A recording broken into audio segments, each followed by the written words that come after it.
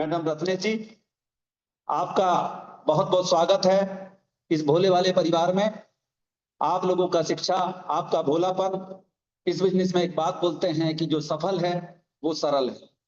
तो इन सरल लोगों को आप लोगों की सरलता का थोड़ा सा प्रसाद चाहिए, ताकि ये लोग भी आपसे शिक्षा ग्रहण करके और आगे बढ़ सकें। इन्हीं भावना के साथ welcome Mrs Ratnesh Subha madam ji, welcome. Welcome ma'am, welcome.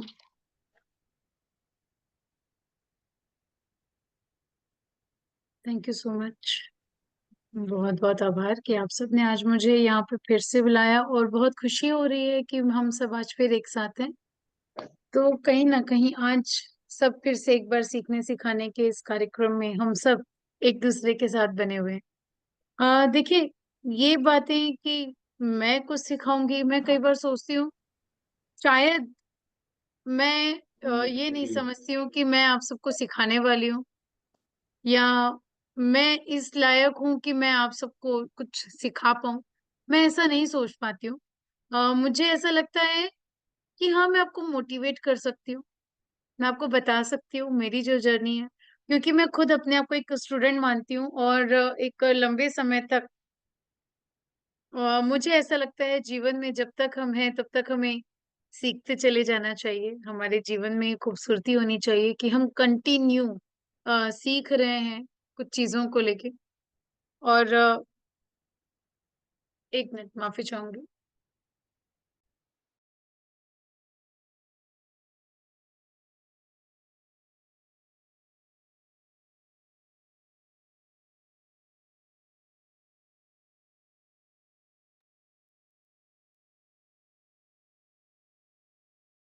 हाँ, तो सॉरी वंस अगेन।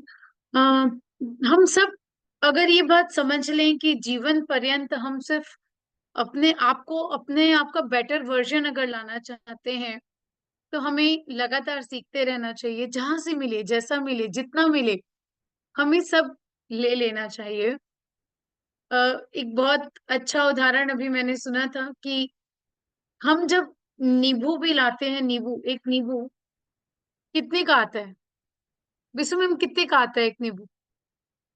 मैम 1 रुपए। 1 रुपए। ज्यादा से ज्यादा बड़े शहरों में 2 का आ रहा होगा, उससे ज्यादा का नहीं होगा। Yes ma'am. और और कोई सब्जियां लाते हैं तो लगभग 30-40 रुपए किलो की आती है। Yes ma'am. उसमें काफी 1 किलो आ जाया करती है।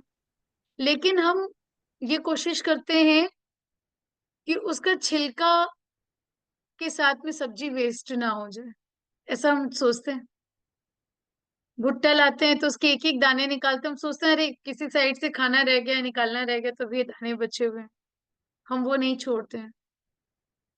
जब हम वहां पे पूरा पैसा वसूल करते हैं, तो ये हमारा जो जीवन जो इतना कीमती है, 84 लाख योनि के बाद मिला है, इस जीवन को हम हर एक दिन जिए बिना कैसे व्यर्थ कर सकते हैं? इस जीवन में हम कैसे जान नहीं डालें, और क्यों ना डालें? मैं ये जानना चाहती हूँ कि क्या इससे ज्यादा शानदार कुछ और है हमारे पास अभी?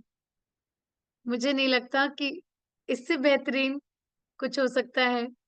हम सब्जियों को इतने ध्यान से, नींबू को निचोड़ते हैं तो एक एक बूंद उसकी निकाल लेते हैं। क्या जीवन में उन सार गर्भित चीजों को हम निकाल पाए हैं?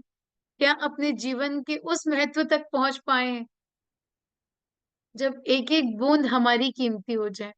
तो मजा तब आएगा जब इतना छोटा सा भगवान का बनाया हुआ नींबू जब कीमती है, तो हम भी उतने ही कीमती बने, कि हमारे द्वारा बोली गई, हमारे द्वारा करी गई हर एक बात का उतना ही मूल्य हो, हर एक बूंद का उतना मूल्य हो। बूंद से एक बड़ी, मैं बताऊं आपको, बहुत खूबसूरत बात जो स्वामी विवेकानंद जी के द्वारा कही गई, कि आ, हम सोचते हैं कि आरसीएम क्यों? अभी तक सबका है ना कि जीवन के इन मूल्यों में आरसीएम कहाँ से आ गया? अभी हम जीवन के मूल्यों की बातें कर रहे हैं, आरसीएम कहाँ से और कैसे आ गया? आरसीएम आ गया ऐसे कि जब हम सब पानी की बूंद को देखते हैं, बारिश की वो बूंदों को याद करिए। जब बारिश की बूंद गिरती है किसी पत्ते पर तो मोती की तरह चमक रही होती है। देखा है आप सबने कभी कि किस तरह से वो बारिश की एक बूंद कितनी खूबसूरत लगती है ना। बड़े से पत्ते पर एक छोटी सी बूंद सूर्य की रोशनी में चमकती हुई मोती की तरह, एक कणी की तरह, बोलते हैं ऐसे जैसे हीरा चमक रहा हो उस तरह से चमकती नजर आती है। वो बूंद अगर हमारे हाथ में आती है तो हाथ में आई हुई वो बूंद पीने के लायक रहती है। बारिश का पानी इतना साफ माना जाता है कि हम अगर उसे साल भर स्टोर करके रखें तो साल भर में उसमें कभी भी कीड़े नहीं पड़ेंगे। हम और कोई और पानी रखेंगे तो वो पानी अपने आप गंदा होता जाता है, उसमें कीड़े आने लगते हैं, लेकिन बारिश के पानी में साल भर भी कीड़े नहीं पड़ेंगे अगर हमने उसे स्टोर करके रखा। और अगर वही पानी जो अभी एक पत्ते पे गिरने पर हीरे की तरह चमक रहा था, हाथ में पड़ने पर पीने योग्य था, लेकिन वही पानी जब नाली में चला जाता है तो क्या उसकी वैल्यू होती है? बिल्कुल नहीं होती। हमारी संगत हमारे मूल्यों को निर्धारित करती है। हम हमारे जीवन में हमारे मूल्य कहाँ लेकर जाएंगे वो निर्धारित करती है। तो हमें ये संगति जो मिली है, हमें परमात्मा का धन्यवाद देना चाहिए कि हमें आरसीएम की ये संगति परमात्मा ने दी है। और कहीं ना कहीं ये संगति हमारे काम आती है और हमारे जीवन को और बेहतर बनाते जाती है। तो इन सारी चीजों का हमें ध्यान रखते हुए हर उन साथियों को मीटिंग में लाने की कोशिश करना चाहिए जिनके लिए हम कभी भी कुछ जरा सा भी अच्छा सोचते हैं। जब भी हम सोचते हैं ना, अरे ये हमारे अपने हैं, इनका भला होना चाहिए, तो जिनके लिए भी हम ये सोच रहे हैं कि इनका भला होना चाहिए, उन्हें हमें आरसीएम की किसी भी तरह की मीटिंग सेमिनार में ले जाने से चूकना नहीं चाहिए। नहीं पता किसके जीवन की दशा और दिशा वहां पे बदल जाएगी। तो इसी के साथ मैं एक प्रेजेंटेशन शो करना चाहती हूँ। मैम मैं कुछ बीच में बोलना चाहूँगा। प्लीज़ आप सभी जितने भी जिम्मेदार साथी मौजूद हैं, एक ऐसी जगह पे हैं जहाँ पे आप कोई ड्राइव नहीं कर रहे हैं। प्लीज़ आप अपना सभी अपना कैमरा चालू करिए और मीटिंग को एक मीटिंग की तरह नहीं, एक क्लासरूम की तरह अटेंड करिए। मज़ा तभी आएगा जब क्लासरूम की तरह इसको देखा जाएगा, ना कि सिर्फ एक फॉर्मेलिटी के लिए देखा जाएगा, है ना। तो आप सबसे निवेदन है, कैमरा चालू करके बैठिए। एक हमें भी मजा आना चाहिए कि हम एक सेशन, एक इम्पोर्टेंट सेशन अटेंड कर रहे हैं। थैंक यू मैम, आपका समय दें। अंकुर सर ने बिल्कुल सही बात कही है भाई। हमारे जीवन का जब हर एक पल जो चला गया वापस आने वाला नहीं है, और अगर ये पल हम यहाँ लगा रहे हैं तो 100% लगाएं। जिस भी काम को कर रहे हैं 100% करें। हमारे ग्रेट अपलाइंस हमें सिखाते हैं कि हम 100% जीना नहीं जानते, हम 100% खुश होना नहीं जानते, हम 100% दुखी होना नहीं जानते, हम 100% काम करना नहीं जानते। तो जब जिस दिन हम 100% देंगे उस दिन सफलता भी 100% पक्की हो जाएगी। तो जहां है उस समय पे उस समय को 100% के हिसाब से जिए। एक स्लाइड मैं आप सबके बीच शेयर करना चाहूंगी। एक बार मुझे बताइए कि अगर ऑप्शन आ गया क्या। Yes ma'am.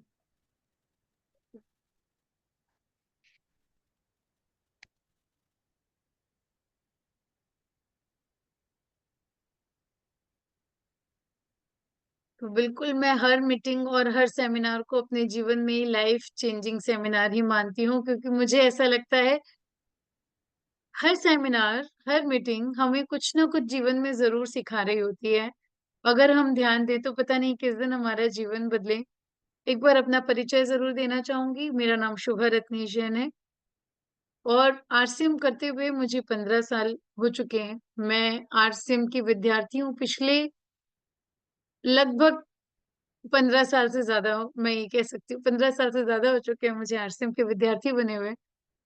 और हाँ, आरसीएम ने मुझे, ये बिल्कुल सच है कि बहुत कुछ सिखाया, बहुत कुछ दिया है। बहुत सी ऐसी चीजें मुझे आरसीएम से मिली है जो शायद और कहीं रहने पे जीवन में संभव नहीं थी। और ये आरसीएम जो आया, ये मेरे जीवन में रत्नेश जी के द्वारा आया। मेरे मैं अपने जीवन में एक बहुत बड़ा स्थान रत्नेश जी का एक लाइफ पार्टनर के तौर पे ही नहीं, बल्कि एक गुरु के तौर पे भी मानती हूँ, क्योंकि बहुत कुछ जीवन में उन्होंने सिखाया है मुझे। बहुत छोटी छोटी सी बारीकियां, जीवन को कैसे जिया जाता है, वो मैंने रत्नेश जी के सानिध्य में सीखी है। एक हीरो की तरह मैं कहूँ कि रत्नेश जी वाकई वो चीज रोल प्ले कर रहे हैं। हीरो क्या होते हैं वो मैं जानती हूँ। रियल लाइफ में मैंने हीरो के साथ में लाइफ के हीरो क्या होते हैं वो मैंने देखा, जाना, सीखा है। तो कुछ कुछ ऐसे हीरो भी होते हैं जो जिन्हें दुनिया जानती है। रत्नेश जी को सिर्फ आरसीएम के लोग जानते हैं, आरसीएम की दुनिया के लोग जानते हैं, लेकिन कुछ हीरो ऐसे होते हैं जिन्हें पूरी दुनिया जान रही होती है। और उनमें से एक है सचिन तेंदुलकर जी। और ये लोगों के हीरो क्यों हैं और ये क्यों क्रिकेट के भगवान कहे जाते हैं, अगर मैं बात रखूं तो जितनी ज्यादा मैं इनके बारे में मैं डिटेल में स्टडी करते जाती हूँ, उतनी ज्यादा ये मेरे और फेवरेट होते जाते हैं। और उसका रीजन ये है, इन्होंने 100%, जैसा कि अभी हम बात कर रहे थे, इन्होंने 100% जब ये जहाँ थे उस जगह को जिया, उस काम को किया है। 100% देना क्या होता है ये सचिन तेंदुलकर जी को अच्छे से पता है। क्योंकि एक लड़का जिसे सबने नकार दिया था कि आप नहीं कर सकते, उन्होंने अपने आप को प्रूफ करने के लिए हर दिन मेहनत की। हर दिन, हर दिन, मैं कहूँ एक भी दिन ऐसा नहीं है गया इनके जीवन का जब इन्होंने प्रैक्टिस नहीं की। इतनी प्रैक्टिस की कि कोई भी फील्ड में ऐसी जगह नहीं थी जहां पे तेंदुलकर जी शॉट नहीं मार सकते थे। ऐसा कहा जाता था ये चारों दिशाओं में गोल घूम कर कहाँ ये शॉट मार देंगे, लोगों को पता नहीं चलता था। विश्व के सारे जितने भी रिकॉर्ड्स बन सकते थे जो क्रिकेट की दुनिया के थे, सबसे ज्यादा वनडे के रन बनाने के, सबसे ज्यादा टेस्ट मैच में रन बनाने के, सबसे अधिक शतक बनाने के, सर्वाधिक सेंचुरीज जो कहते हैं ना, सेंचुरी बनाने के इनके हैं, अर्धशतक बनाने के इनके हैं, सब फास्टेस्ट जो रन बनाए जाते हैं वो इनकी पाली में है। तो ऐसी क्या चीज में सोचती हूँ, ऐसा क्या इन्होंने सोचा होगा, ऐसा क्या किया होगा, क्यों क्यों ये क्रिकेट के भगवान बन गए। बहुत से लोग खेले, बहुत से लोगों ने बहुत कुछ किया, पर सचिन तेंदुलकर ही क्यों क्रिकेट के भगवान बने। मैं चाहूंगी आप लोग एक बार कोई भी जो सीनियर साथी हैं अनम्यूट करके अपनी बातें कन्वर्सेशन की तरह हम जरूर रखें, ताकि विचारों का आदान प्रदान चालू रहे। तो हमारे जो भी सीनियर साथी हैं एक बार जरूर अपनी बातें रखें यहाँ पर। आपको ऐसा क्यों लगता है कि सचिन तेंदुलकर जी क्रिकेट के यही क्यों थे, क्योंकि प्लेयर तो सब होते हैं जो इतना ज्यादा नहीं कहूँ, एक ऊंचाई पे पहुंचने के बाद भी उनको लगातार प्रैक्टिस करते रहनी पड़ती, तभी वो क्रिकेटर रहते हैं, तभी वो नेशनल खेल पाते हैं, इंटरनेशनल खेल पाते हैं। तो ऐसा क्या किया सचिन जी ने, एक बार हैंड रेस करें या फिर हम अनम्यूट करके अपनी बातें रखें सीनियर साथी। अ, मैडम जय आर सिंह। जी, जी सर। मैडम सचिन जी ने अपना जिंदगी का सबसे बड़ा कीमती टाइम उन्होंने उस ग्राउंड में लगाया जहां पे उनकी प्रैक्टिस होती थी, इसलिए वो इतने महान बने। बिल्कुल सही था। जी विकेश सर भी कुछ कहना चाहते हैं, जी सर। मैम जय श्याम। मैम जय सिंह तारकेश सर। सर उसको रिपीट कर दिए। तो पहला चीज ये था कि सचिन जी जो थे क्रिकेट को अपना सारा कुछ मान चुके थे जीवन में। और दूसरा है उनका प्रैक्टिस जबरदस्त रहता था पर डे। ऐसा लाइफ में जब तक क्रिकेट खेले ऐसा कोई भी दिन नहीं था जब तक वो प्रैक्टिस नहीं किए। पर डे सुबह 4 बजे प्रैक्टिस सेशन में जाते ही थे रेगुलर। Yes ma'am. तो विकेश जी और तारकेश जी दोनों ने हमें एक चीज बताई कि अ, जो सचिन तेंदुलकर थे वो कंसिस्टेंसी के साथ लगे थे। हमने ये वर्ड पहले भी सुना है, कंसिस्टेंसी, हमारे बिजनेस में। लेकिन क्या हम कंसिस्टेंसी के साथ में ग्रोथ के लिए अपने बिजनेस में लगे? क्या रोज लगातार हम फील्ड में हैं? क्या रॉयल्टी या टेक्निकल बनने के बाद या वाइटल की कोई पिन आ जाने के बाद हम रुक नहीं गए, हम थक नहीं गए, हमने ये नहीं सोच लिया अब तो हो गया, हमें तो आ गया, अब हमें करने की क्या जरूरत है? हम ये नहीं सोचते ना।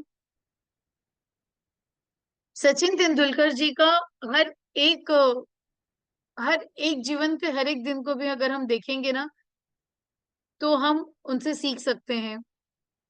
एक बार सचिन तेंदुलकर जी को 96 पे एक अंपायर ने गलती से आउट दे दिया था, वो मैच में खुद देख रही थी, और उसी समय उनका एक रिकॉर्ड बनने वाला था, और उसके कारण क्योंकि एम्पायर ने गलती की वजह से उन्हें आउट दे दिया और बाद में फिर उन्होंने उनसे आके माफी भी मांगी। पर उस पल में जब सचिन जी को पता था कि अगर वो थर्ड एम्पायर की डिमांड करने पर उस समय पे बताया जाता था, थर्ड एम्पायर आगे आकर बोलते थे। आज के समय जैसा नहीं कि है तब भी सामने से एक बार बोर्ड देखा जाता है कि हाँ क्या डिसीजन है। सचिन जी चाहते तो एम्पायर के अगेंस्ट जाकर वो कह सकते थे कि ये गलत कर रहे हैं, इन्होंने मेरे साथ पार्शलिटी की, वो कुछ भी कह सकते थे क्योंकि वो आउट नहीं थे, और क्योंकि एक अच्छे खासे स्टेब्लिश प्लेयर थे तो उनकी बात कोई भी मानता। लेकिन सचिन जी ने ऐसा नहीं किया, वो चुपचाप पवेलियन में चले गए। बाद में एम्पायर ने आके उनसे माफी मांगी। ये चीज जब से मैंने सचिन जी की देखी है तब से मुझे लगता है, ये चीज मुझे बहुत मोटिवेट करी कि कैसे किसी सीनियर के लिए हम रिस्पेक्ट शो कर सकते हैं, कैसे अपनी बातों से, अपने तरीकों से, इतनी छोटी सी मैं ये कह सकती हूँ, छोटी नहीं, उनके लिए तो बहुत बड़ी बात थी कि उनका कोई रिकॉर्ड बनने वाला था और वो उनके हाथ से निकल गया, लेकिन फिर भी एक रिकॉर्ड उनके हाथ से उस मैच में निकला, लेकिन उनकी महानता के लिए उनको शिखर पर बैठा दिया। ये सीखने की चीज थी हम सबके लिए। अ, इनको आप सब जानते हैं, फास्टेस्ट बॉलर हैं ये पाकिस्तान के। आप में से कोई इनको जानते हैं? यस मैम, और शोएब अख्तर। हाँ जी बिल्कुल, शोएब अख्तर जी फास्टेस्ट बॉलर थे, और सबसे ज्यादा ऐसा नहीं कि इन्होंने कभी सचिन तेंदुलकर को आउट ही नहीं कर पाए, सचिन तेंदुलकर जी हमेशा फील्ड में ही लगे रहे, उनको कोई आउट कर नहीं सका, ऐसा हुआ नहीं है। उनको भी लोगों ने आउट किया है, लेकिन बॉलर के लिए वो हमेशा टेढ़ी खीर बने रहे कि कैसे इन्हें आउट किया जाए। शोएब अख्तर जी का कहना है कि सचिन तेंदुलकर दुनिया के एकमात्र वो प्लेयर हैं जो जिन्हें देखकर मैं प्राउड फील करता हूँ, और मुझे लगता है ये दुनिया का महानतम प्लेयर है। एक ऐसी टीम जो आपस में, जिनके लिए कहा जाए कि जब वो खेलती हैं तो वो सिर्फ खेल नहीं होता, वो कुछ और ही हो चुका होता है, वो देश के मान सम्मान की बात आ जाती है। जब इस तरह की बात के लिए एक विरोधी टीम का कोई साथी ये बात कहे कि मैं इन्हें प्लेयर नहीं मानता हूँ, ये इतने महान है, ये वाकई क्रिकेट के भगवान अगर कोई हो सकते थे तो वो सचिन तेंदुलकर। एक बार शोएब अख्तर जी की बॉल से सचिन तेंदुलकर जी की पसलियों पे बॉल लग गई थी बॉलिंग के टाइम, और उनकी दो हड्डियां टूट गई थी, और उसके बाद भी उन्होंने फील्ड में वो अपना रन दौड़कर जो रन बनाते हैं हम, उस रन को कंप्लीट करके ही वो वहां रुके थे। ये बॉल आगे गई है, रन बनाकर ही मैं रुकूंगा। ये है डेडिकेशन कुछ पाने की। हम क्या करते हैं, हम थोड़ी सी सर्दी खांसी बुखार होते हैं, हम रुक जाते हैं, आज ठीक नहीं लग रहा है, आज मन नहीं कर रहा है, आज मूड नहीं है। जनरली मूड नहीं होता है हमारा, और ये जो मूड है ना ये हमें ड्राइव करता है, हम हमारे मूड को ड्राइव नहीं करते, हमारा मूड हमें लेके चलता है कि कहाँ कहाँ जाना है हमें, और हम उसके पीछे पीछे पीछे पीछे हो लेते हैं। जिस दिन हम हमारे इस मन को कंट्रोल करके इस तरह से लग जाएंगे ना, उस दिन हम बहुत आगे तक पहुंच पाएंगे, बहुत कुछ कर पाएंगे। और यही जरूरी है हम सबके लिए कि हम आगे बढ़ें, कुछ करें, क्योंकि ये करने के बाद ही हमारी टीम के साथ में हम उनके सामने एक एग्जाम्पल तभी बन पाएंगे। देखिए, संगति की हम बात कर रहे थे शुरू में। ओस की बूंदों से हमने, सॉरी, बारिश की बूंदों के साथ हमने बात चालू की थी। विनोद कामली जी का नाम आपने सुना होगा सबने। तो विनोद कामली जी सचिन तेंदुलकर जी के साथ में ही खेलना चालू किए थे। अब ये वीडियो भी देखिएगा, कर्सर आपको दिख रहा होगा, ये विनोद कामली जी हैं।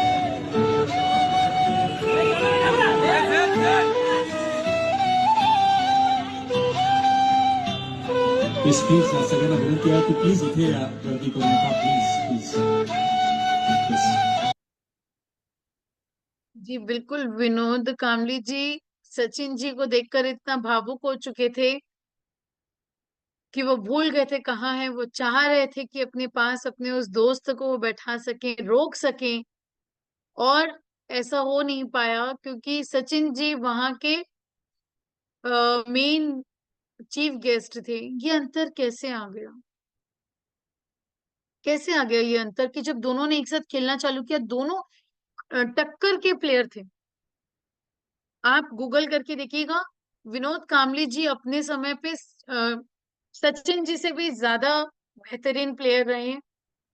फिर ऐसा क्या हुआ कि आज सचिन जी और उनमें इतना अंतर है, इतना ज्यादा अंतर है। न्यूट्रीचार्ज जब शुरू शुरू में लॉन्च हुआ था तो एक वीडियो उन्होंने लॉन्च किया था न्यूट्रिशन को लेके, जिसमें चार्ली चैपलिन थे और दो भाई थे, जिसमें से एक भाई कंटिन्यू स्मोकिंग करता है और एक भाई न्यूट्रीचार्ज ले रहा होता है। और 10 साल के बाद एक एकदम बूढ़ा थका हुआ हारा हुआ रहता है और दूसरा व्यक्ति एकदम फिट जवान वैसी का वैसे ही। कैसे? क्योंकि वो न्यूट्रिशन ले रहे थे और उन्होंने अपनी लाइफ को ठीक रखा था। और वहीं दूसरी तरफ जो दूसरे भाई थे, वो गलत संगत में थे, गलत चीजों का सेवन कर रहे थे, इसलिए शायद उनकी लाइफ उस तरह से नहीं थी। संगति का असर रहता है, हमारे काम करने के तरीके का असर रहता है। विनोद कामली जी ने एक बार सफलता को हासिल किया, गलत संगतियों में लग गए, और उसके बाद उनको लगा उन्होंने सब कुछ कर लिया। ऐसा हमारे साथ भी होता है। हम जब एक बड़े मुकाम पे पहुंच जाते हैं ना, तब हम सोचते हैं हमने सब कुछ कर लिया, अब हो गया, हमारे हिस्से का काम खत्म, अब हम रॉयल्टी आ गए, हम स्टार बन गए, हम रॉयल्टी आ गए, हम टेक्निकल पहुंच गए, अब हमें काम करने की कोई जरूरत नहीं है, अब हमें फील्ड में जाने की कोई भी जरूरत नहीं है, और हम हमारे काम को वहीं छोड़ दिया करते हैं उसी समय। वैसे ही संगति क्या होती है, हमें ये जो छोटी छोटी सी मधुमक्खियां होती है ना, इनसे सीखना चाहिए। सब छोड़कर कुछ भी कहीं कुछ क्यों ना रहे, एक ही चीज की तलाश में रहती है, क्या? फूल, और फूल के ऊपर के ये पराग के कण। आप में से सब जानते हैं मधुमक्खी क्या है? ऐसा तो नहीं है ना कि कुछ नहीं जानते हो। फिर मधुमक्खी हमें क्या देती है? फिर मधुमक्खी हमें देती है शहद, दुनिया का एकमात्र मीठा जिसे दवाइयों में उपयोग किया जाता है, जो हमें नुकसान नहीं करता। वो कहीं पर भी बैठ सकती थी, वो किसी भी पेड़ पे जा सकती थी, पर वो चुन चुन के फूलों के पास जाती है, उसके पराग को लेती है, लेकर आती है और उससे शहद बनाकर हमें लौटाती है। वहीं दूसरी तरफ एक और कीड़ा होता है। देखा जाए मधुमक्खी भी एक कीड़ा ही है, और तो कुछ है नहीं, मधुमक्खी एक कीड़ा ही होता है। एक ये कीड़ा है, इसे गोबर का कीड़ा कहते हैं। ये भी रहता है, पर ये सिर्फ गंदगी में रहता है, और ये जहां जहां से गुजरता है ना, ये बीमारियां फैलाता जाता है। ये हमें निर्धारित करना है, हमें हमारे जीवन में क्या बनना है, हमें किसकी संगति करना है, किस तरह से आगे बढ़ना है, ये हमें निर्धारित करना है। हमारी दृष्टि किस चीज पे जाने वाली है, वो हमारे जीवन की दशा और दिशा को निर्धारित करती है। अगर हम सिर्फ गलत चीजों को, बुराइयों को, लोगों की हर गलत भावनाओं को देखेंगे, तो हम जीवन में कभी और कभी भी आगे नहीं बढ़ पाएंगे। वहीं अगर हमने आदत बना ली कि जो अच्छी चीजें बस उसकी तरफ देखें, बस उसकी तरफ फोकस करें, बस वहां ध्यान लगाएं, तो जरूर हम आगे बढ़ेंगे। हमें इन बातों का ध्यान रखना है कि हमारी दृष्टि हमें क्या चाहिए उस पे हो, ना कि जो व्यर्थ है उनकी तरफ जाए। संगति का, विनोद कामली जी का ये वीडियो आप देखिए। सचिन तेंदुलकर जी जब बात करते हैं तो उनकी आवाज किस तरह की होती है, और विनोद कामली जी जो हम उम्र है, ये दोनों हम उम्र है, इन्होंने बचपन से साथ में खेलना चालू किया। ये एक ही एकेडमी में आगे बढ़े हैं। एक ही एकेडमी से इन्होंने सीखा है। अच्छा, निखिल जी की एकेडमी से ही दोनों ने फुटबॉल के लिए सीखा, एक साथ नेशनल के लिए क्वालिफाई हुए। और आज इन दोनों की जीवन की दशा आप देखिए कितनी अलग है। और जरा को टकराए वह दिल डूबा जाए, आजा प्यारे प्यास हमारे खाए घबराए, खाए घबराए। ये संगति है, ये हमारे द्वारा किए गए हमारे कार्यों के परिणाम हैं। आज मैं ये नहीं कहती कि कोई बहुत अच्छा है या कोई बहुत बुरा है, लेकिन हाँ, ये जरूर है कि दूसरों की गलतियों को देखकर हमें सीखना जरूर चाहिए। इन्होंने एक गलती की, इनकी सफलता इनके सर पे चढ़ी, इन्होंने अपनी सीनियर्स की नहीं सुनी, इन्होंने अपने काम पे फोकस नहीं किया, इन्होंने ऐसा कोई काम नहीं किया जिससे कि ये आगे बढ़ सके। मैं ये कहूँ कि इनकी रॉयल्टी आने के बाद में ये भूल गए कि इन्हें काम करना है, तो ये गलत नहीं होगा। हमारी भाषा में हम ये बात कर सकते हैं। तो इन्होंने ये गलती की और इनको देख के हमें ये सीखना है कि हमें ऐसा नहीं करना है, बिल्कुल नहीं करना है। क्योंकि एक बहुत शानदार बात मेरे घर के बड़ों ने मुझे सिखाई थी कि जब कोई गाड़ी आगे नहीं जा रही तो समझ लो वो पीछे जरूर आ जाएगी। बिल्कुल सही है, क्योंकि अगर कहीं पे हम खड़े हैं, हम आगे नहीं बढ़ रहे हैं और दुनिया आगे बढ़ गई, तो हम ऑटोमेटिकली पीछे हो जाएंगे। ये तो कुछ जगह की बात है, लेकिन कुछ जगह ऐसा होता है कि जब हम पहाड़ पे चढ़े रहे हैं, पहाड़ ऐसे होते हैं, है ना। सफलता भी इसी तरह के मोड पे होती है। हम इसी तरह से पहाड़ चढ़ते हैं। पहाड़ या तो ऐसे होते हैं या तो ऐसे होते हैं। ऐसे नहीं होते हैं पहाड़, समतल नहीं होते हैं पहाड़। ढलान वाली जगह होती है जहाँ चढ़ाई चढ़नी पड़ती है। तो जब हम सफलता की राह पे होते हैं ना, तो अगर हम आगे नहीं जा रहे हैं तो ये निश्चित है कि हम पीछे आ जाएंगे। तो ध्यान दें, आज भी मौका है कि हमने अगर आगे की तरफ कदम नहीं बढ़ाया है, पूरे चांसेस हैं कि हम वहां खड़े नहीं रह पाएंगे, हम लुढ़क कर नीचे आ जाएंगे। हम बहुत जल्दी बातों का बुरा भी मान जाया करते हैं। हमें ऐसा लग रहा होता है कि किसी ने कुछ कह दिया तो अब हमें नहीं करना है। कई लोग तो इसीलिए नहीं कर रहे होते हैं कि हमारे सीनियर ने कुछ कह दिया, मैं क्यों करूं, मेरी टीम वाले मेरी बात नहीं मानते। ये तो कॉमन है, सबके लिए कॉमन है। सबकी टीम में कुछ ना कुछ ऐसे लोग होते हैं जो, ये कहा जा सकता है, जिनके लिए कि ये लोग मेरी बात नहीं मानते हैं। फिर ये भी हम कह सकते हैं कि मैं तो फील्ड में गया, अब मेरी तो कोई सुन ही नहीं रहे हैं, जितने लोगों को ज्वाइन कराना था वो हो गए, अब लोग नहीं आ रहे। या मैं गया तो मुझे किसी ने इतना भला भला भला बुरा कह दिया है, अब मैं काम नहीं करूंगा। ये सारी बातें हो जाया करती है, हमारे मन में आती हैं ये बातें।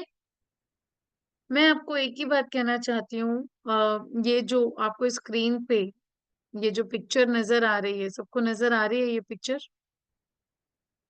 सौरमंडल की, हमारे सोलर सिस्टम की पिक्चर है सौरमंडल की। क्या आप सबको नजर आ रही है? Yes ma'am. हम जब छोटे थे बीसू मैम, तो कितने ग्रह पढ़ते थे, कितने ग्रह थे? 7। 9 ग्रह थे मैम। अच्छा। 9 ग्रह में बताया जाते थे कि 9 ग्रह होते हैं, और ये पूरे उन ग्रहों की फोटो है। इसमें से 2 अभी दिख नहीं पा रहे हैं इसमें। उसमें से एक ग्रह होता था प्लूटो। आप सबने नाम सुना होगा प्लूटो का। अचानक से एक दिन पृथ्वी में बैठे एक वैज्ञानिक ने कह दिया प्लूटो ग्रह नहीं है, वो ग्रह नहीं है, इतनी दूर है, इतना छोटा है कि हम इसे ग्रह की श्रेणी में नहीं ले सकते।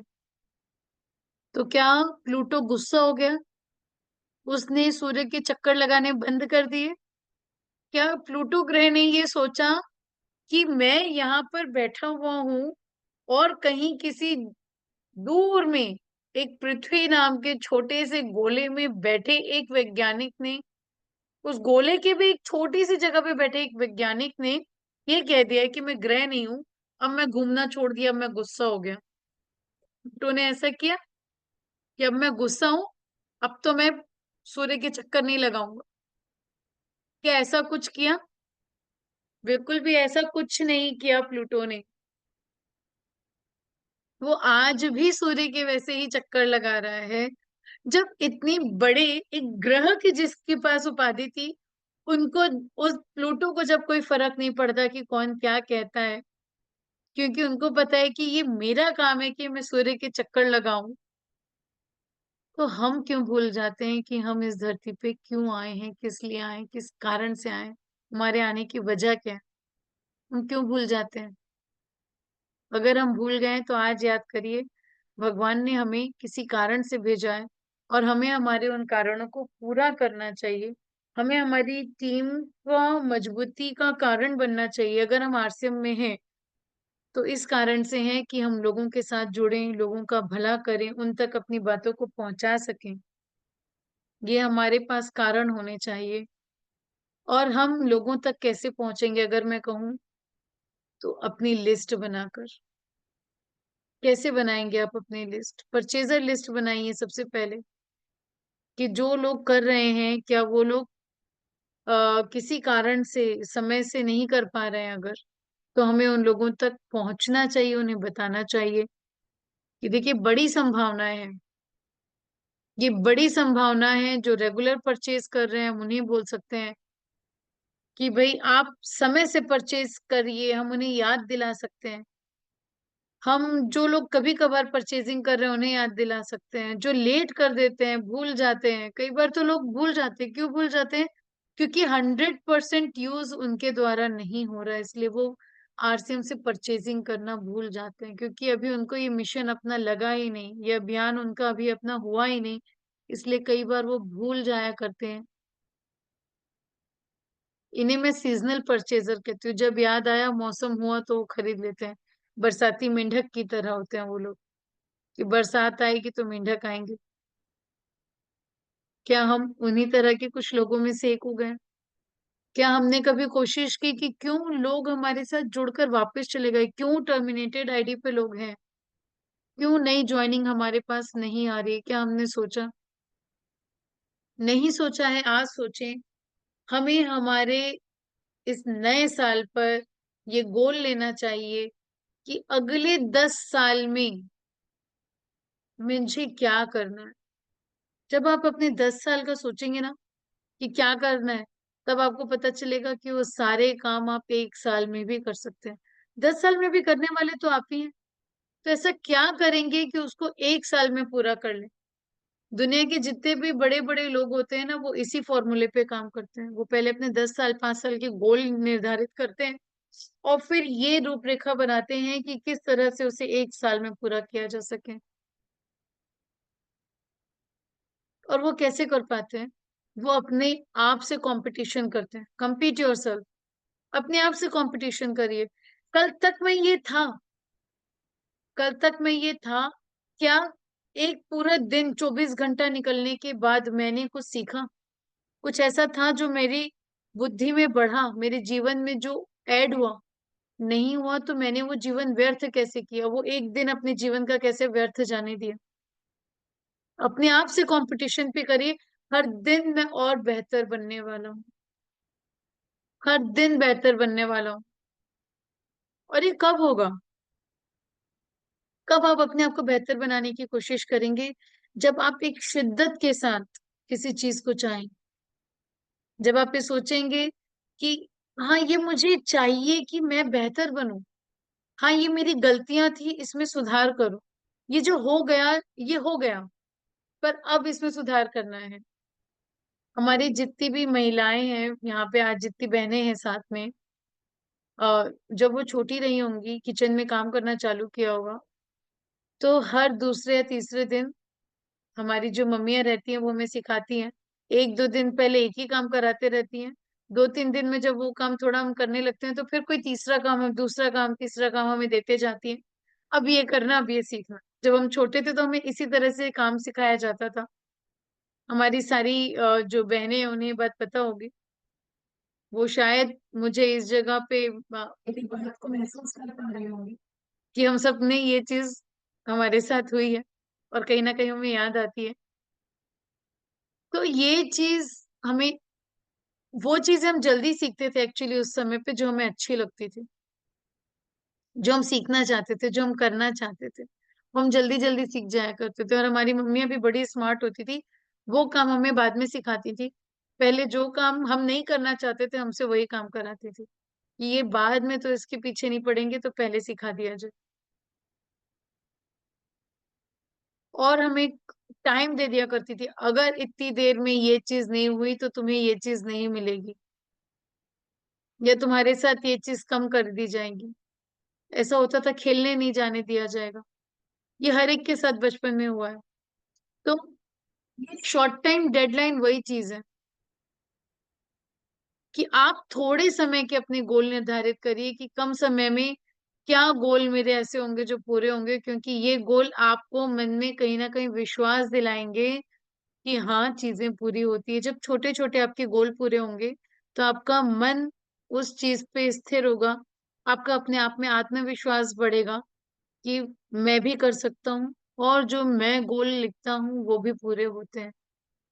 ऐसे गोल लिखें और उसके पीछे इस तरह से करें कि आपके जितने भी मैं कहूंगी गोल हैं वो पूरे हों। ये कैसे होंगे? जब आप अपने आप को सेल्फ एजुकेट करेंगे, आपको अपने आप को एजुकेशन देनी होगी। उस चीज के लिए आपको अपने आप को सिखाना पड़ेगा, जो चीज की जरूरत है वो करना पड़ेगा। साथ ही जल्दी से जल्दी डिसीजन ले। कई बार हम सोचते रह जाते हैं, अरे इसको हम लिस्ट में शामिल करें कि नहीं करें, अरे ये आरसीएम में आएगा कि नहीं आएगा, अरे ये इसको मैं बोलूंगा टर्मिनेट हो गई आईडी, करेगा कि नहीं करेगा। हम हर चीज बहुत देर लगा देते हैं, तब तक कोई और उनके साथ बात करके उन्हें अपने साथ ले जाते हैं। तो हमारा ये जो बिजनेस है, ये क्विक डिसीजन का बिजनेस है।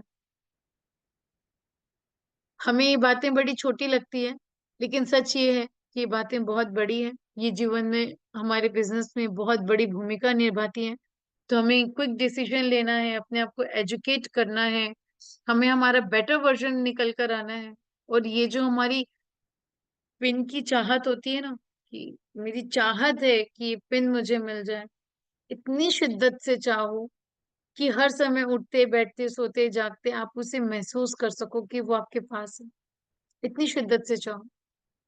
ये छोटी छोटी सी चीजें हैं जिसको आप सीरियसली नहीं लेते हैं, इन्हें आप सीरियसली लेना चालू करें।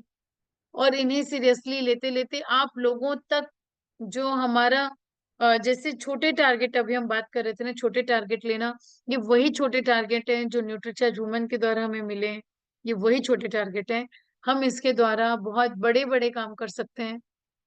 अगर आपकी टीम में कोई भी ऐसा साथी है जो कुछ न्यूट्रीचार्ज कर पा रहे हैं, तो निश्चित तौर पे आप उनसे 30 पीस न्यूट्रीचार्ज करवा कर उन्हें मुंबई जरूर लेके जाएं। आज हमें ये चीजों का महत्व नहीं समझ आ रहा है, लेकिन जब आप अपने उन साथियों को मुंबई भेजेंगे, तब आप पाएंगे कि छोटे छोटे जो कदम है ना, जो अभी भी हम बार बार बात कर रहे हैं, छोटे स्टेप लीजिए, छोटी चीजों को सीरियसली लीजिए।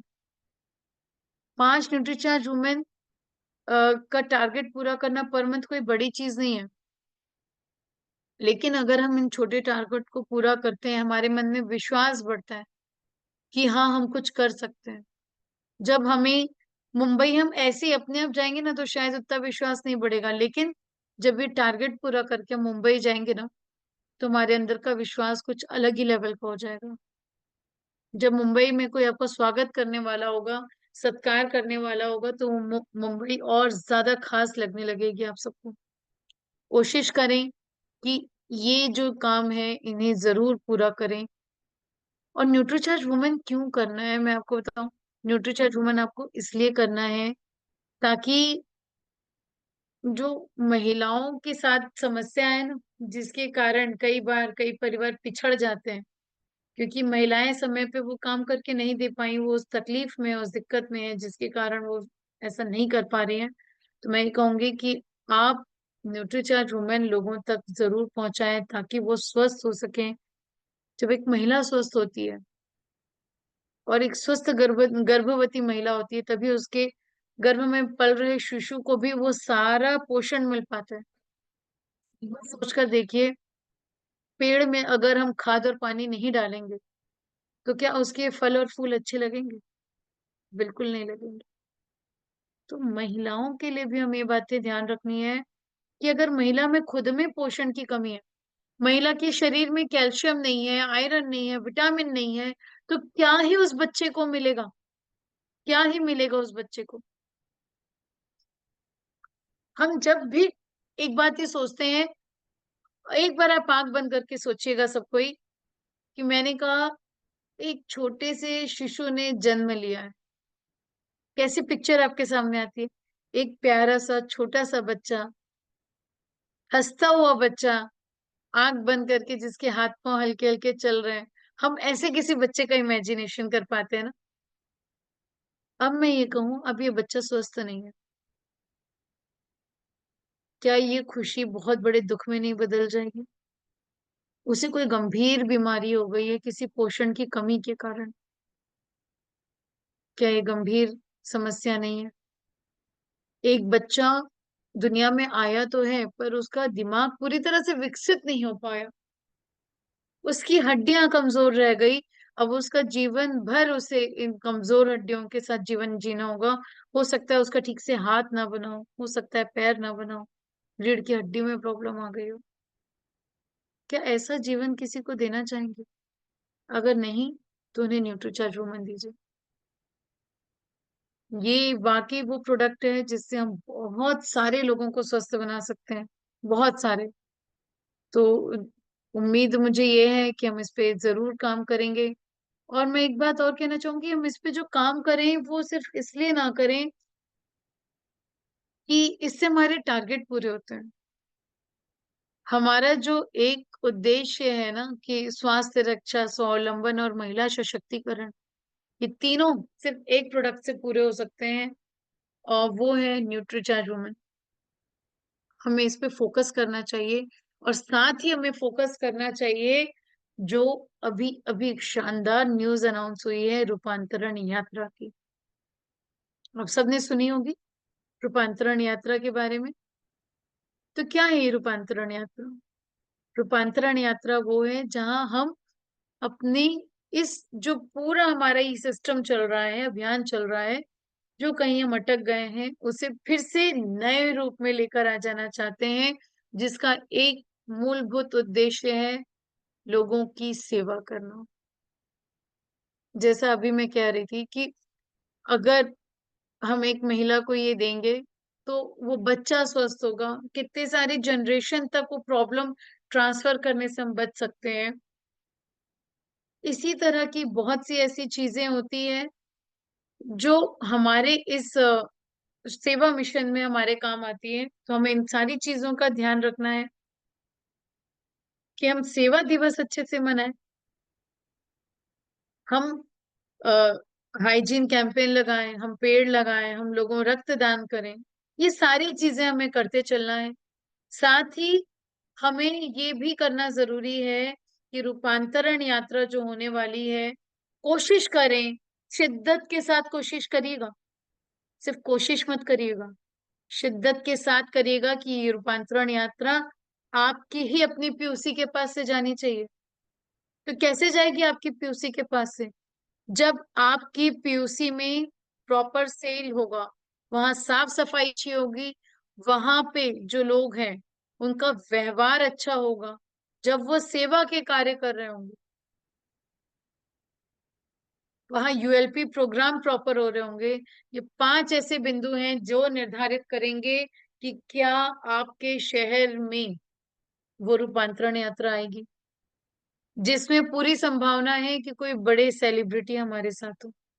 तो क्या हमें किसी को बताना पड़ेगा कि आप आइए और हमारे बिजनेस को देखिए? क्या उन सेलिब्रिटी को हमारे बिजनेस में, हमारे इस अभियान में जुड़ते देखकर एक नई ऊर्जा का संचार नहीं हो जाएगा? हमारे इस अभियान में हमारी पिनी के रातों रात जल्दी से बदलने के लिए तैयार नहीं हो जाएगी? क्या फिर वो लहर नहीं चलेगी? घर घर चली आरसीएम की लहर, गांव, एक्चुअली गांव गांव चली आरसीएम की लहर थी, पर मुझे ऐसा लगता है हर घर चली आरसीएम की लहर होना चाहिए। कोई गांव, कोई घर, कोई गली, कुछ कुछ भी ऐसा नहीं छूटना चाहिए जहां आरसीएम नहीं पहुंच रहा हो। तो हमें जरूर आरसीएम की इस लहर पे ध्यान देना चाहिए, और ये ध्यान देना चाहिए कि हमारे ही पास ये आनी चाहिए। सिर्फ 25 ऐसी पीओसी होगी, इस 25वें साल में सिर्फ 25 ऐसी पीओसी होगी जहां से रूपांतरण यात्रा जाएगी। क्या आप नहीं चाहेंगे पीसी सर आपके पीयूसी में आए? क्या आप नहीं चाहेंगे कोई बड़े सेलिब्रिटी आपके पास आए? क्या आप नहीं चाहेंगे कि वो जो मौज मस्ती वाली, वो नाचना गाना हर चीज, मैं ये कहूँ कि सब कुछ जहाँ ऐड होने वाला है, आंख बंद करके जस्ट सोचा करिए, इमेजिन क्या करिए कि आपके पीयूसी में ये सारी चीजें हो रही है, कैसा होगा माहौल? क्या होगी फिर बिजनेस बिजनेस के हालात? तो क्या वो अपने आप हो जाएंगे? देखिए, वो अपने आप नहीं होंगे। कुछ दम हमें लगाना होगा और कुछ दम कंपनी से लगेगा, तब हमें कंप्लीट कंप्लीट उसका रिजल्ट मिलने वाला है। तो हमें भूलना नहीं है रूपांतरण यात्रा के बारे में, और इस पे भरपूर हमें मेहनत करनी है कि हमारी पीयूसी उस जगह पे पहुंचे। सिर्फ सेल इसका मेन मुद्दा नहीं है कि हम सेल इंक्रीज कर दिए और हमारा काम बन जाए, बिल्कुल नहीं। हमें इन 5 पॉइंट पे ध्यान देना है, और ये भी ध्यान देना है कि हमारे पीयूसी के आसपास सेवा दिवस के महत्वपूर्ण कार्यों, हम किसी बड़ी हस्ती को बुलाकर, जो उस जिसको जिस लेवल पे हम जाके कर सकते हैं, वहां लोगों को बुलाकर हम काम करें। तो उम्मीद है इन सारी बातों को हम इसी तरह से ग्रहण करेंगे, और अपने इस मिशन में, अभियान में हम आगे बढ़ते जाएंगे। तो धन्यवाद, बहुत बहुत आभार आप सभी का कि आप सबने इतनी देर तक मुझे सुना, और इतनी शानदार ऑडियंस आप सब रहे। तो बहुत बहुत धन्यवाद आप सभी का।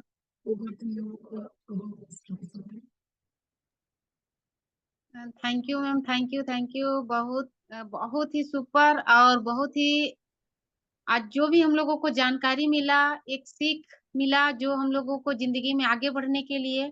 मेरे को तो सबसे पहले आप मैम बोली जो जीवन का मूल्य, वो जो नींबू का रस जो था, वाकई में हम लोग अपनी जिंदगी को यूं ऐसे ही व्यर्थ कर रहे हैं अपने मुंड के हिसाब से, कि आज मुंड किया, काम किए, नहीं किया, नहीं किए। लेकिन आज ये नींबू का जो रस है उसके तरीके से अपने जिंदगी में फॉलो भी करना है और करना भी है। तो मेरे को लगता है जितने सारे लोग आए हुए हैं, सारे लोगों को अपने जीवन के बारे में समझ में आ गया होगा कि आज हम लोग अपने जीवन को कितना व्यर्थ का गंवा रहे हैं, जो 84 लाख योनि भोगने के ये होने के बाद अगर मानव का तन मिला है तो उसका हम सही सदुपयोग नहीं कर पाए हैं।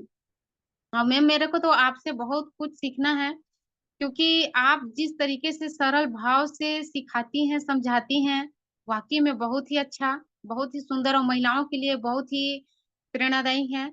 और मैं चाहती हूँ आगे फीडबैक के लिए मैं कुछ सीनियर साथी को लेना चाहूंगी। शायद दामले सर। मैम, हमारे बीच में emerald achievers Mukesh Namdev sir और अजय चौधरी सर दोनों हैं, तो उनको भी बोलने का मौका देना चाहिए, तो उनको बिल्कुल बुला सर। लीजिए प्लीज। Ji sir. तो आगे मैं बुलाने जा रही हूँ अजय सर को। वेलकम सर, आपका स्वागत है सर। नमस्ते नमस्ते मैडम, सभी साथियों को जय आरसीएम। और बहुत शानदार सेशन रहा सुबह मैडम का आज का। और निश्चित ये जो सेशंस होते हैं ना, इससे हम सबको बहुत फायदा उठाना है। हम जैसा कि सब जानते हैं कि हम एक डायरेक्ट सेलिंग कॉन्सेप्ट में हैं, इसको कभी नहीं भूलना है। कई बार ऐसी स्थिति बनती है कि हम भूल जाते हैं कई चीजों को, और यहाँ पे सबसे इम्पोर्टेंट जो होता है वो टीम हैंडलिंग होता है। टीम हैंडलिंग, अगर हमारे साथ टीम नहीं है, हमारे साथ बोलते हैं ना जैसे लोग नहीं है, तो हम इस काम में कितना भी साल लगा दें हम सफल नहीं हो पाएंगे। तो यहाँ टीम हैंडलिंग बहुत जरूरी है, हमारा लेवल बहुत जरूरी है, हमारे रिजल्ट्स बहुत जरूरी है। और आपको इस तरह से बनना है कि लोग आपको फॉलो करें। अभी अभी हम देखते हैं ना, कई बार हमारे अंदर निगेटिविटी आ जाती है इस काम को लेके, बहुत निगेटिव हो जाते हैं हम लोग। और निगेटिविटी का मतलब क्या होता है कि हमको लगता है कि क्या मुझसे ये सब हो पाएगा जो बाकी जो लीडर्स कर रहे हैं वो सब।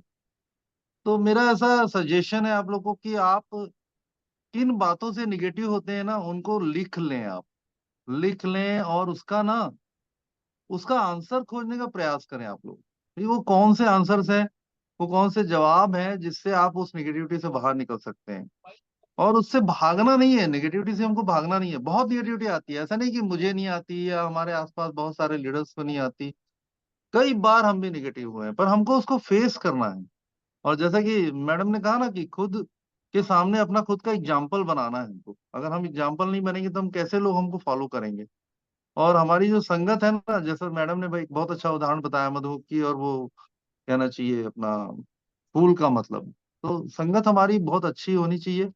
और मेरा ऐसा मानना है कि आज की अभी ये जो सोशल मीडिया का समय है, ये सोशल मीडिया को हमको भरपूर उपयोग करना है, वरना हम कहीं ना कहीं फेल हो जाएंगे मान के चलिए। और सोशल मीडिया में एक्सपर्ट हमको बनना ही पड़ेगा। 2024 के कुछ डाटा है, लगभग 522 करोड़ पूरे विश्व में सोशल मीडिया में जो है ना 63.8% लोग सोशल मीडिया से जुड़े हुए हैं, आप सोचिए। और ये जो है ना 2027 तक अगर मैं बात करूं तो लगभग ये 585 करोड़ से ज्यादा संख्या हो जाएगी। सिर्फ एक देश है अफ्रीका जहाँ पे 10 से 16% लोग जुड़े हुए हैं, बाकी 70% जो है बाकी पूरे वर्ल्ड वाइड है। और इंडिया में अगर बात करें तो 46 करोड़ लोग सोशल मीडिया से जुड़े हुए हैं, और एवरेज जो टाइम वो स्पेंड करते हैं लगभग लगभग 2.5 से 3 घंटा एवरेज लोगों का स्क्रीन टाइम है। तो लोग जो है ना, लोग तो ऑनलाइन है सब लोग, तो हमको भी ऑनलाइन होना पड़ेगा। और ये हम अभी क्या कर रहे हैं, अभी हम ऑनलाइन तो हैं सब लोग। जूम मीटिंग क्या है, ये भी ऑनलाइन है। तो हम सबको जो है ना यहाँ पे एज ए एंटरप्रेन्योर बोलते हैं ना जिसको, एक बिजनेसमैन की तरह हमको सोच रखनी पड़ेगी। और आप में से जितने भी लोग यहाँ हैं, कोशिश करें कि बहुत जल्दी आपके पास एक अच्छा मोबाइल का हैंडसेट होना चाहिए, अच्छा पैकेज होना चाहिए, एक लैपटॉप होना चाहिए, एक कंप्यूटर होना चाहिए। या मतलब ऐसा मैं मानता हूँ कि अब हम सबको ना वेल इक्विप्ड होना पड़ेगा, तभी जाके हम सब जिस इस काम में हम जीत पाएंगे मान के चलते हैं। और यहाँ पे थोड़ा सा जो अपना माइंड सेट, वो इन्वेस्ट माइंड सेट जो है ना, वो एज ए इन्वेस्टर होना चाहिए। हमको इन्वेस्ट करना है इस काम में। प्रोडक्ट परचेस करना भी इन्वेस्टमेंट होता है, टिकट लेके प्रोग्राम्स अटेंड करना भी इन्वेस्टमेंट होता है। और यहीं पे हम सारे लोग फेल होते हैं, मैंने देखा है। हम अधिकतर लोग हम लोग जो है यहीं कहीं पिछड़ जाते हैं। और इसी वजह से देखिए, आप जो डालेंगे ना वो आपको कई गुना वापस लौट के आएगा, ये तय है। और अभी क्या होता है, अभी हम डरते रहते हैं, पता नहीं, हमको लगता है अरे यार हमको यार 5,000 रुपए आ रहे हैं, 10,000 आ रहे हैं, और हम क्यों खर्चा करें। अरे उसको पूरा डालिए आप, मतलब आप जितना भी खर्चा करेंगे ना अगले 4-5 साल में, वो सब आपको एक ही महीने में वापस आएगा। तो हम अपने टीम का थोड़ा सा ध्यान रखें, अपने लोगों को हम जो है एक एग्जाम्पल बन के दिखाएं कि अरे यार ये कैसे कर रहे हैं, हमारे सर कैसे कर रहे हैं, दामले जी कैसे कर रहे हैं, अंकुर कैसे कर रहे हैं, मुकेश नामदेव जी कैसे कर रहे हैं, शोभा मैडम कैसे कर रही है, मैं कैसे कर रहा हूँ। तो हमें एग्जाम्पल बन के बताना पड़ेगा हमको। एज ए लीडर यहाँ पे काम करना है मान के चलिए। और लीडर का जो डेफिनेशन होता है ना, वो लीडर का डेफिनेशन तो मैं ऐसा बोलता हूँ कई बार कि लीडर वो होता है जो अपने साथ जुड़े हुए लोगों को वहां तक लेके जाने के लिए मेहनत करता है जहां वो जाना चाहता है। तो आप अगर अकेले हैं तो मान के चलिए अभी आपके साथ आप लीडर उडर नहीं है मान के चलिए, चलिए कोई दिक्कत नहीं, पर जैसे ही एक भी व्यक्ति आपके साथ जुड़ा, फिर आप लीडर हो गए। फिर आपको हर वो काम करने हैं जो एक कोई मतलब जो है लीडर करता है मान के चलिए। तो जैसा कि मैडम ने बहुत शानदार स्लाइड दिखाई, गोल सेट करें, compete अपने आप से, मतलब जो है ना अपना एग्जाम्पल योरसेल्फ, अपने साथ जो है compete करें। डिटर्मिनेशन आपका बहुत तगड़ा होना चाहिए, आपके शॉर्ट टाइम जो भी डेडलाइन होती है आपकी वो तय करें। सेल्फ एजुकेशन जो है मैडम ने कहा कि अपना खुद का हम जो है अपने आप को एजुकेट करें सिस्टम में। और डिसीजंस जल्दी लें, तुरंत डिसीजन लें। और जो भी छोटी छोटी जो एक प्रकार से बातें होती हैं उसमें जो है उसको सीरियसली उसमें उसके ऊपर सोचते हुए जो है आप आगे बढ़ें उसमें। और बस यही सब बातें हैं। और लीडर का मैं फिर एक बार मैं आपको बताना चाहूंगा कि आ, कोई भी जो लीडर होता है ना, वो मान के चलिए आपकी किसी भी सूरत में वो जीतने का रास्ता निकाल लेता है। तो हमको अपने अंदर इस तरह की काबिलियत पैदा करनी होगी कि हम लोगों को एग्जाम्पल सेट कर पाए। और निश्चित आज का सेशन मैं समझता हूँ बहुत शानदार सेशन रहा है। बातें बहुत सारी हैं। ये जो डायरेक्ट सेलिंग का जो काम है ना, इसमें तो हम मर के फिर एक बार पैदा हो जाएंगे, फिर 18-20 साल के हो जाएंगे, तब भी ये चलता रहेगा। ये एंडलेस है। इसमें आप समुद्र है, मान के चलिए, ये बहुत बड़ा समुद्र है, ज्ञान का समुद्र है। इसमें अभी हम लोग एक लोटा भी नहीं ले पाए हैं इसमें से, और अभी तो बाल्टी भर भर के हमको सीखना है, मान के चलिए। तो ये तो एक रेगुलर एक प्रोसेस है, और रॉयल्टी पे जाना, टेक्निकल पे जाना भी एक प्रोसेस है। उस प्रोसेस से हमें गुजरना ही पड़ेगा। वो सारे काम हमको करने पड़ेंगे जो हमारे सीनियर्स ने किए हैं, तभी हम जीतेंगे, मैं बोलता हूँ। तो बहुत बहुत धन्यवाद। और टू मैडम की तरफ, या मतलब कहना चाहिए दामले जी की तरफ, या अंकुर जी की तरफ, तो थैंक यू। जय आरसीएम सभी को, नमस्ते। Thank you sir, thank you. आगे आगे मैं रिस्पेक्टेड आदरणीय मुकेश नामदेव सर को बुलाना चाहूंगी। वेलकम सर, अगर आप मेरा आवाज सुन पा रहे होंगे तो। Yes yes yes, thank you, बहुत बहुत धन्यवाद सुबह मैम का, स्पेशली कि उन्होंने आज सारे पहलुओं पे बात किया। कोई पहलू पे और बात करने की जरूरत तो नहीं है। उन्होंने एक एग्जांपल दिया काम्बली का और तेंदुलकर का। निश्चित तौर पे हमारे सबके टीम में भी कई काम्बली हैं। काम्बली को जिस समय वो गलत विचारधारा में चल रहा था, उस समय उसको थोड़ी पता था कि मैं काम्बली बन जाऊंगा, मेरा नाम इस प्रकार से लिया जाएगा, गलत तरीके से लिया जाएगा, मेरे से लोग गलत मतलब मेरे से लोग इस प्रकार की प्रेरणा लेंगे कि मैं मेरे जैसा गलत कोई नहीं बने। ऐसा उस समय जब गलत कर रहा था काम्बली, उनको पता नहीं था कि लोग इस प्रकार से मुझसे सीख लेंगे और तेंदुलकर से अलग प्रकार की सीख लेंगे, ये पता नहीं था उनको। उनको तो अच्छा ही लग रहा था। हमारे टीम में भी बहुत सारे काम्बली होंगे। समय रहते अपनी एक्टिविटी से संभल जाने की जरूरत है, सुधर जाने की जरूरत है। ये तो आने वाले वक्त में जब मैं देखता हूं ना वो वीडियो, बार बार लगता है कि दोनों एक साथ पले बढ़े खेले एक साथ। आज बैठाने की वो कोशिश कर रहा है काम्बली कि मेरे पास थोड़ा बैठ जाए 2 मिनट, लेकिन तेंदुलकर एज ए गेस्ट उस प्रोग्राम में कैसे बैठेगा वहां पे। और जब इस प्रकार का कोई बेवड़ा हो जाता है, इस प्रकार का जब संगत में जब हो जाता है इंसान ना, तो एक अच्छे आदमी को उनकी संगत करने में भी मजा नहीं आता है, नहीं आता मजा। तो आपकी संगत तभी की जाएगी जब आप अच्छे रहेंगे। तो अच्छे बने। रोज शाम को वर्किंग करने के बाद जब आप घर लौटते हैं ना, एक बार आईने के सामने खड़े हों, आईने में एक व्यक्ति दिखता है, उससे बातचीत करें कि आज तूने ऐसा क्या किया जिससे तेरा कल वेस्ट हो जाए।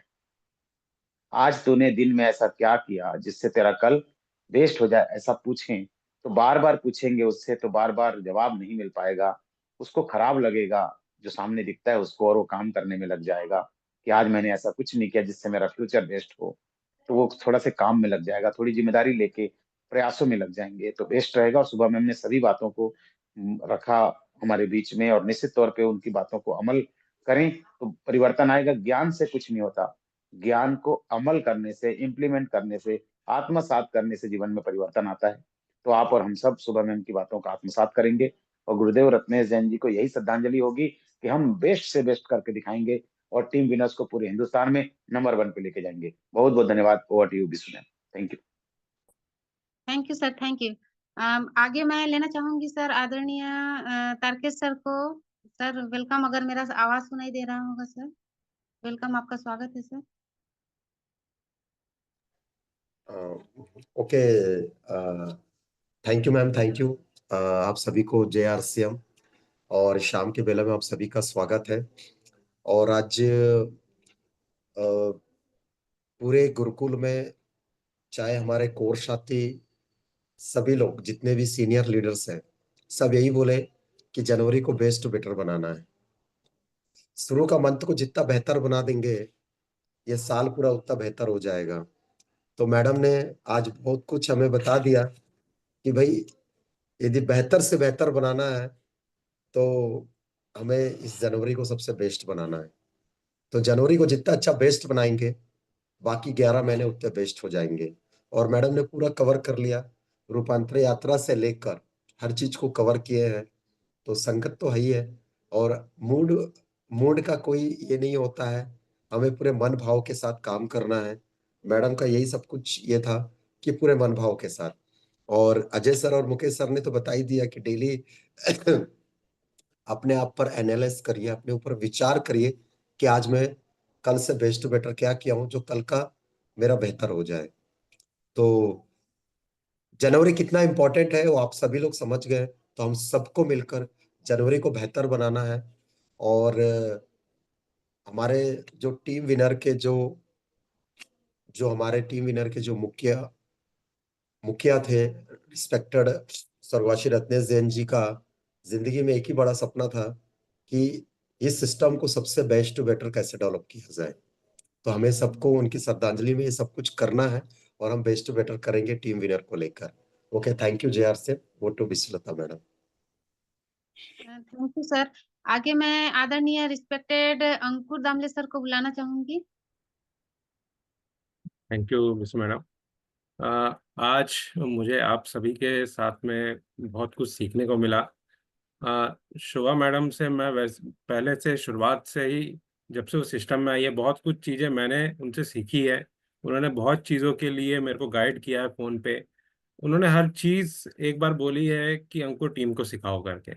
अगर कुछ टीम को नहीं आती है तो वो तुम्हारी गलती है। जो करना है आपको अपने टीम को सिखाते हुए ही करना पड़ेगा। मैडम का आज जो सेशन मैंने सुना, मैडम ने सचिन तेंदुलकर जी की बात जो बताई, अगर आप देखेंगे तो सचिन जी भी जब छोटे थे, जब वो सोचते थे कि मेरे को क्रिकेट में ही अपना करियर बनाना है, तो कई लोगों ने उन्हें बोला होगा कि क्रिकेट में कोई स्कोप नहीं है ना, क्रिकेट में कोई स्कोप नहीं है, यहाँ करियर नहीं बनाया जा सकता, अपने पढ़ाई पे ध्यान दो, बाकी लोग की तरह जॉब करो। लेकिन क्या था उनके पास? उनके पास एक विजन था, एक सोच थी, एक जिद थी कि अगर कोई दूसरा व्यक्ति अगर नहीं कर सकता तो मैं करके दिखाऊंगा, क्योंकि मैं बाकी लोग से एक अलग हूँ। मैं अलग सोच सकता हूँ, मैं अलग विचार कर सकता हूँ, मैं अलग काम करके दिखा सकता हूँ। मुझे कोई फर्क नहीं पड़ता कि लोग बाकी क्या बोलते हैं, मैं करके दिखा सकता हूँ। और मेरे ख्याल से यही एक कारण है, जितने भी कोर लीडर्स आज बने हैं, उनके अंदर एक जिद थी।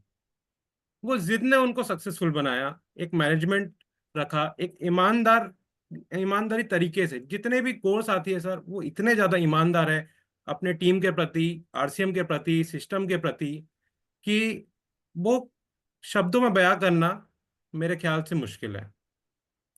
तो क्योंकि 25 साल हो चुके हैं, सिल्वर जुबली है, एक इम्पॉर्टेंट ईयर है। आप सभी जानते हैं कि रूपांतरण यात्रा की भी बात की जा रही है। तो हमें सभी को, मैं समझता हूँ कि इसमें बढ़ चढ़ के भाग लेना चाहिए। हमारे पास एक सामने भी टारगेट है, न्यूट्रीचर वुमेन। मैडम ने बताया कि देखिए, अगला जो पीढ़ी है, आने वाला जो पीढ़ी है, वो महिलाओं को स्वास्थ्य ठीक करने से ही आगे का पीढ़ी स्वस्थ रहेगा। अगर हम महिलाओं के स्वास्थ्य की अगर चिंता नहीं करते हैं, हम सोचते हैं कि वो अपना ध्यान खुद रख लेगी, तो ऐसा पॉसिबल नहीं है। क्योंकि वो अपने घर का संभालने में लगी हुई है, अपने परिवार को संभालने में लगी हुई है। तो उनको, हमें एक जिम्मेदारी लेने की, हम उनको संभालें, ऐसा मैं समझता हूँ। उनकी हेल्थ की हमें परवाह करें, उनको कोई परेशानी तो नहीं है, कोई प्रॉब्लम तो नहीं है, उनका प्रॉपरली जांच करवाते रहें हॉस्पिटल ले जाके, है ना, उनको क्या कमी है डॉक्टर से कंसल्ट करवाते रहें, क्योंकि ज़रूरी है। आपकी अगली पीढ़ी आपकी महिलाओं के ऊपर ही डिपेंडेंट है, और महिलाएं स्वस्थ होगी तो ये भारत स्वस्थ होगा, भारत स्वस्थ होगा तो हम, भारत के लोग पूरे वर्ल्ड में नंबर 1 बनेंगे। और मैं समझता हूँ RCM जिस तरीके से काम कर रहा है, विदेशी कंपनियां भारत में आके काम करती थी, लेकिन शायद तक RCM पहली ऐसी कंपनी होगी जो इंडिया से बाहर जाके विदेशों में काम करेगी और उनको टक्कर देगी। तो इतना ही बात कहते हुए मैं अपनी बात को विराम देता हूँ। Thank you so much miss ma'am, मेरे को मौका देने के लिए। Okay sir, thank you sir. आगे मैं लेना चाहूंगी आदरणीय respected Ramnath sir Patel sir को। हाँ दोस्तों, जय RCM। और आज का मीटिंग बड़ा ही अच्छा रहा, और टीम के बहुत सारे लोग इस सिस्टम में आए भी आज। और आज जो जानकारी हम सबको मिला है दोस्त, ये हमारी जिंदगी को बदलने के लिए है। और ये हमारा 2025 पहला महीना है, और इतिहास बनाने का ये शुरुआत है दोस्त। और वैसे ही बताया जा रहा है, गुरुकुल से लेके सभी अपलाइन के माध्यम से सुनने को मिल रहा है कि 2025 में एक ऐसा इतिहास बनने वाला है कि जो काम आज तक 25 वर्षों में नहीं हो पाया, 24 वर्षों में नहीं हो पाया, वह काम 1 साल के अंदर होने वाला है। अब रहा सवाल उसमें हमारा कितना सहभागी है, हमारा कितना हिस्सेदारी है, ये अपने ऊपर डिपेंड करता है। हम जितना करेंगे उतना हम पाएंगे। अगर हम नहीं करते हैं दोस्त, तो आज तो पूरा हिंदुस्तान अपना जो टारगेट है, अपना लक्ष्य है, या जिस प्रकार से वो आगे की ओर बढ़ रहे हैं, काम करने का तौर तरीका को चेंज कर रहे हैं, उस प्रकार से अगर हम पुराने ढंग से अगर करेंगे तो हम वहीं के वहीं रहेंगे। लेकिन हम भी अपने तौर तरीका को चेंज करें, जिस प्रकार से हमारा सिस्टम में बताया जा रहा है, उस प्रकार से लगातार हम अगर आगे की ओर बढ़ें तो सुनिश्चित है जो लक्ष्य बना के, जो सपना देख के हम लोगों ने इस सिस्टम में आया है, वह सपना हमारा आपका भी पूरा हो सकता है। यही एक ऐसा सिस्टम है दोस्त कि परिवार में देखा जाए तो पिता सिर्फ पुत्र को तब तक देखता है जब तक शादी न हो जाए। लेकिन यह ही एक ऐसा सिस्टम है जिसमें पिताजी को तो छोड़ दीजिए, यहाँ तो हमारे जैसे आज मैडम आई थी, हम सब लोगों को एक आशीर्वाद स्वरूप जो चीज दे रही हैं, एक प्रकार से देखा जाए तो वो तो हमारी परदादी माँ है। वो दादा दादी नहीं, परदादी हैं, जो अपने बच्चों को देख रही हैं। पूरे छत्तीसगढ़ नहीं, आज पूरे हिंदुस्तान में जहां जहां उनका परिवार है, सबको अपना मान रही हैं और अपने जैसा बनाना चाहती हैं।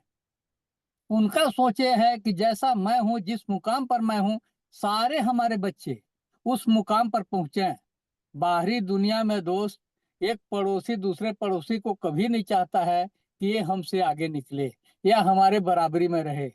बस वो यही चाहता है कि सदा मेरे से नीचे रहे, हमारे कदमों तले रहे, हमसे झुका रहे और हमसे कम रहे। लेकिन इतने सुंदर सिस्टम में आके अगर हम कर नहीं पा रहे हैं, हम इस चीज को परख नहीं पा रहे हैं, जान नहीं पा रहे हैं, तो इसमें नहीं परमात्मा का कमी है, न ही हमारे किस्मत का दोष है। दोष है तो सिर्फ अपने आप का दोष। तो मैं यही कहूंगा, ये 2025 का शुरुआत है, पहला महीना है, अपना इतिहास इसी महीना से शुरुआत कीजिए। हमारे पास सुंदर ऑफर है, जैसे मैडम बताई कि बॉम्बे में अगर सम्मानित होना है तो यह महीना भी हमारे लिए टारगेट का महीना है। इस महीना भी हम अपना शुरुआत करके बॉम्बे जैसे जगह में, जहाँ कहा जाता है कि जादू नगरी है, उस जादू नगरी में हम देखने का मौका मिलेगा, वहाँ सम्मानित होने का मौका मिलेगा। तो इस महीना में सभी लोग सिर्फ न्यूट्री चार्ज पर फोकस करें तो सुनिश्चित है दोस्त, ये पहला साल का पहला महीना जो है, इसमें हम अपने बिजनेस को ग्रोथ कर सकते हैं और अपने लेवल को चेंज कर सकते हैं। थैंक यू दोस्त, जय RCF. Thank you sir, thank you. तो मेरे ख्याल से टाइम ओवर हो चुका है, 8:21 हो चुका है। मैं जिन साथियों को नहीं ले पाई उन लोगों से मैं क्षमा चाहूंगी और मैडम का धन्यवाद करना चाहूंगी कि टीम न्यू जनरेशन में आप हम लोगों के लिए समय देती हैं मैम, और सीखने के लिए हम लोगों को बहुत ही अच्छा मौका मिला। और मेरे को लगता है जितने सारे लोग आए हैं, सारे लोग नोट भी किए होंगे और आपकी बातों पर फॉलो भी करेंगे। तो आज का मीटिंग यहीं पे समाप्त किया जाए। धन्यवाद मैम। सभी को अनम्यूट किया जा रहा है, आप सभी जय आरसीएम बोल के सेशन को अपन एंड करेंगे। ओके सर, जय थैंक यू जय ma'am, thank RCM. Thank you ma'am. जय आरसीएम। जय